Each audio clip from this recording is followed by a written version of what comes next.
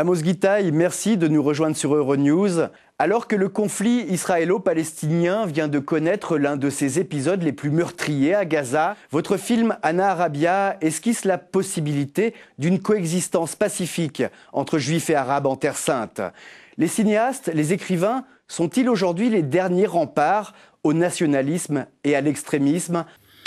Moi, je crois qu'effectivement, en face des bombardements physiques, mais aussi des bombardements d'images, la littérature, l'art plastique, le cinéma, il faut qu'ils construisent des ponts. Il faut qu'ils construisent une forme de dialogue. Il faut refuser les perspectives morbides de cette région. Et moi, j'ai essayé par Anna Arabia, par le film, de montrer une sorte de petit microcosme dans lequel les gens, les juifs, arabes, femmes, hommes, arrivent d'exister à côté. Alors votre film est aussi une prouesse technique, c'est-à-dire un seul plan séquence tourné à la Steadicam. Et cela semble être une belle métaphore cinématographique d'un lien qu'il ne faut pas couper entre juifs et arabes. C'était votre objectif? Tout à fait, comme citoyen, pas comme cinéaste, que je ne souhaite pas qu'il y ait une rupture, malgré tout, qu'il n'y a pas de rupture entre les juifs et arabes. Si je traduis cette phrase en mon propre langage des cinéastes, c'est-à-dire le syntaxe du cinéma, alors je n'ai pas envie de couper, alors je ne coupe pas. Alors il y a un seul plan, 81 minutes, qui est effectivement dans cette série de personnages avec leurs souvenirs, avec leurs rapports, on arrive d'expliquer ou de montrer ou de créer les relations entre toutes ces figures. Alors, votre film est sorti en Israël il y a quelques mois. Comment a-t-il été reçu? Moi, je crois que c'est beaucoup plus simple de faire des matraquages d'images de guerre que de parler de la paix. C'est pas un sujet très populaire.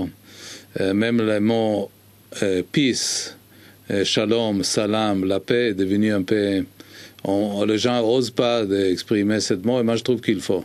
Mais il y avait, comme toujours, il y avait en Israël des gens qui appréciaient le film et il y avait des autres qui ont dit non, il ne faut pas qu'il y ait un mélange entre les juifs et les arabes. Alors aujourd'hui, on assiste à une guerre, justement, dont vous parlez, des images par médias interposés, mais aussi à travers les réseaux sociaux, où tout se mélange finalement. Et est-ce que cette multiplication des images, dont les sources ne sont pas toujours fiables, amplifie encore la violence et le ressentiment? Tout à fait. Moi, je vois souvent chez vous à Euronews no comment, parce que je trouve qu'il y a des fois des plans séquences chez vous magnifiques qui arrivent d'expliquer effectivement par les mouvements de caméra et d'éviter cette sorte de matraquage, de cette sorte de journal de 20 heures de la planète, si c'est israélien, palestinien, français, anglais, etc. Mais toujours des images très courtes qui nous donnent une illusion qu'on comprend quelque chose, mais ce n'est pas effectivement vrai. Et je crois que nous, les gens du Moyen-Orient, on utilise des fois des images comme un instrument de guerre. Et on a réussi avec cette démarche d'intoxiquer l'ensemble des images de cette région. Amos Gitaï, je vous remercie. Je rappelle que votre film Anna Arabia, primé l'an dernier à Venise, sort en ce moment sur les écrans et permet de comprendre un peu mieux les liens qui unissent juifs et arabes.